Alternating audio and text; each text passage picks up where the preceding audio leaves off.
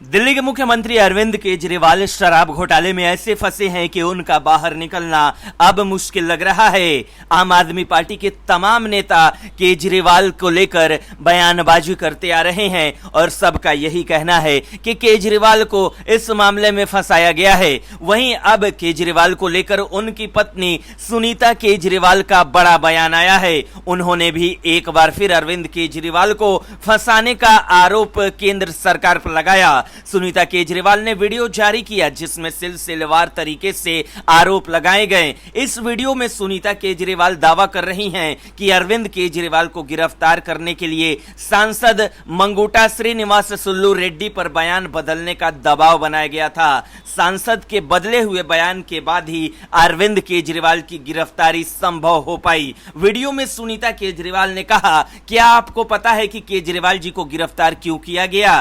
केजरीवाल जी को एनडीए के एक सांसद मंगूटा श्रीनिवास सुल्लू रेड्डी के बयान पर गिरफ्तार किया गया। वो आंध्र प्रदेश से एनडीए के सांसद हैं। 17 सितंबर 2022 को एमएसआर के ठिकानों पर ईडी की रेड हुई। उनसे पूछताछ किया गया कि वो कभी अरविंद केजरीवाल से मिले हैं, तो उन्होंने कहा, हाँ, मैं 16 मार्च 2021 को अरविंद केजरीवाल से दिल्ली सचिवालय में मिला था। मैं दिल्ली में एक फैमिली चैरिटेबल ट्रस्ट खोलना चाहता था। इसके लिए दिल्ली के सीएम से जमीन के बारे में मिला था। केजरीवाल जी ने कहा, लैंड का विषय उपराज्यपाल के पास है, आप आवेदन दे दीजिए, हम देखते हैं।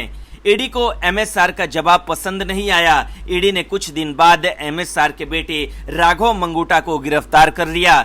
वहीं सुनीता केजरीवाल का कहना है कि एमएसआर के फिर से बयान लिए गए, लेकिन वो अपना पहले वाला बयान ही दोहराता रहा क्योंकि वही सच था और उनके बेटे राघव रेड्डी की जमानत खारिज होती रही। इस दौरान सदमे से राघव की पत्नी यानी एमएसआर की पुत्र वधू ने आत्महत्या की कोशिश की। उनकी पुत्र वधू बहुत बीमार हो गई और इन सब को देखते हुए बेटे के लिए वो भी टूट गई। सुनीता केजरीवाल ने दावा किया कि 17 जुलाई 2023 को एमएसआर ने ईडी में अपना बयान बदल दिया। उन्होंने अब कहा कि 16 मार्च 2021 को मैं केजरीवाल जी से मिलने गया था। मुश्किल से 4-5 मिनट मुलाकात हुई। वहीं पर 10 से 12 लोग बैठे हुए थे। अगर किसी को किसी से पैसे मांगने भी थे तो वो क्या किसी अजनबी से पहली मुलाकात में ही 10 से 12 लोगों के सामने इस पैसे को मांगेगा? सीएम की पत्नी ने आरोप लगाया कि जाहिर है एमएसआर के बेटे और परिवार को 5 महीने बुरी तरह से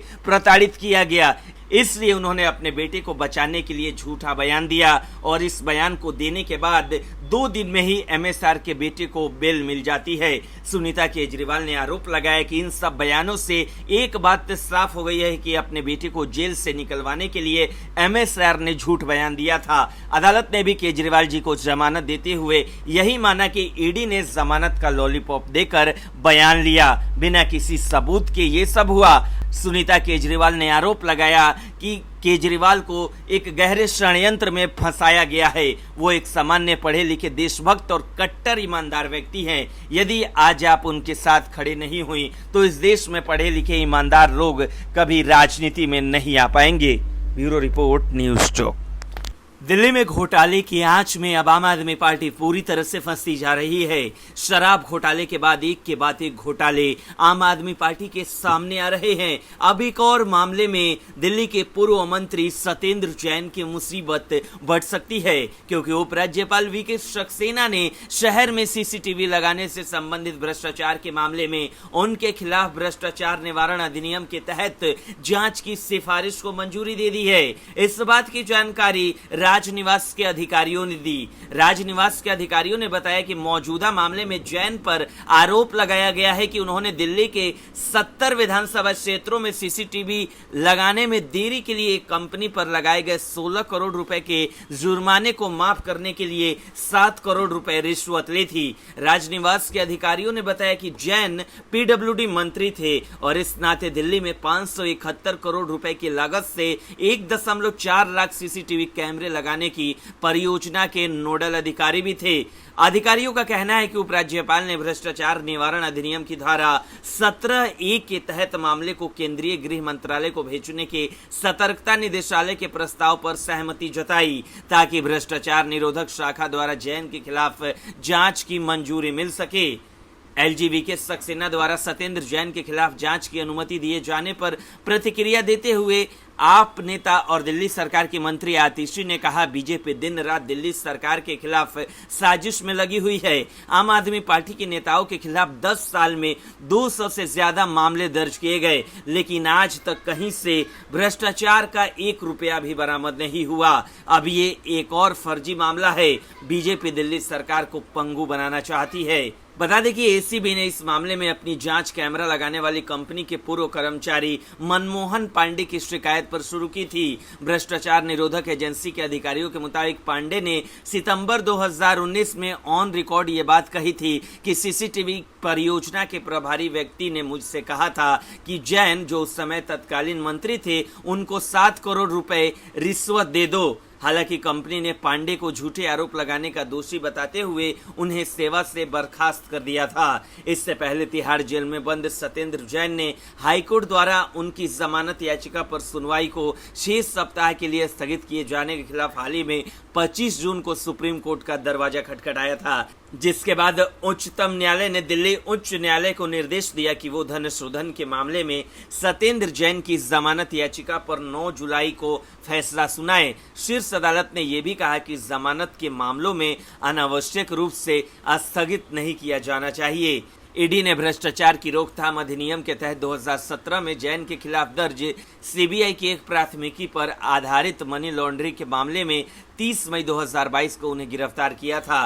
धन शोधन मामले में गिरफ्तारी के कुछ महीनों बाद फरवरी 2023 में उन्होंने मंत्री पद से इस्तीफा दे दिया था। ब्यूरो रिपोर्ट, न्यूज चौक। दिल्ली के मुख्यमंत्री अरविंद केजरीवाल शराब घोटाला मामले में फिलहाल सीबीआई के हिरासत में है। अब सीबीआई ने एक बड़ा दावा किया है। सीबीआई ने स्पष्ट किया है कि दिल्ली शराब घोटाला मामले में अन्य सभी आरोपियों की भूमिका की जांच पूरी हो चुकी है और केवल दिल्ली के मुख्यमंत्री अरविंद केजरीवाल की भूमिका की जांच की जा रही है। सीबीआई के वकील एडवोकेट डीपी सिंह ने आगे कहा कि हम सुप्रीम कोर्ट को 4 जून के बाद हुए कुछ नए घटनाक्रमों के बारे में बताएंगे कि आखिर हमें अरविंद केजरीवाल को क्यों गिरफ्तार करना पड़ा। सीबीआई ने आगे कहा कि अभी सिर्फ केजरीवाल की भूमिका और जांच को आगे बढ़ाया गया है और बाकी आरोपियों के खिलाफ जांच लगभग पूरी हो चुकी है। सीबीआई ने आगे स्पष्ट किया कि सॉलिसिटर जनरल द्वारा पहले दिया गया बयान केजरीवाल को छोड़कर इस मामले में गिरफ्तार सभी आरोपियों से संबंधित था। इससे पहले 4 जून को सुप्रीम कोर्ट ने सॉलिसिटर जनरल तुषार मेहता से कहा था कि उम्मीद है मामले में जांच पूरी की जाएगी और अंतिम शिकायत और आरोप पत्र शीघ्रता से और किसी भी कीमत पर 3 जुलाई 2024 को या उससे पहले दायर किया जाएगा। उसके बाद ट्रायल कोर्ट मुकदमे को आगे बढ़ाने के लिए स्वतंत्र होगा। मनीष सिसोदिया और के कविता के वकीलों ने शनिवार को आरोप लगाया कि सीबीआई गलत बयान दे रही है और कोर्ट को गुमराह कर रही है। 22 मार्च को अदालत द्वारा पारित एक न्यायिक आदेश में ये नोट किया गया कि जांच पूरी हो गई थी। सीबीआई ने कोर्ट के सामने गलत कहा कि जांच पूरी हो गई है। आज स्थिति ये है कि जो स्टेटस रिपोर्ट दाखिल की गई है वो इसके विपरीत है। बता दें कि शराब घोटाला मामले में दिल्ली के मुख्यमंत्री अरविंद केजरीवाल फिलहाल तिहाड़ जेल में बंद है। वहीं इससे पहले दिल्ली के पूर्व उप मुख्यमंत्री मनीष सिसोदिया भी इसी मामले में फंसे हुए हैं और वो भी तिहाड़ जेल में बंद हैं। दोनों नेता लगातार जमानत के लिए हाई कोर्ट, सुप्रीम कोर्ट का दरवाजा खटखटा रहे हैं, लेकिन अभी तक किसी को भी जमानत नहीं मिली है। वहीं शराब घोटाला दिल्ली के मुख्यमंत्री अरविंद केजरीवाल और उनकी पार्टी के लिए गले की हड्डी बनता जा रहा है, क्योंकि अगले साल दिल्ली में विधानसभा चुनाव होना है। ऐसे में अगर केजरीवाल और उनके पूर्व उप मुख्यमंत्री कुछ दिन और अंदर रह गए तो दिल्ली विधानसभा का खेल बिगड़ सकता है, क्योंकि बीजेपी ने तैयारी अभी से ही शुरू कर दी है। ब्यूरो रिपोर्ट, न्यूज चौक।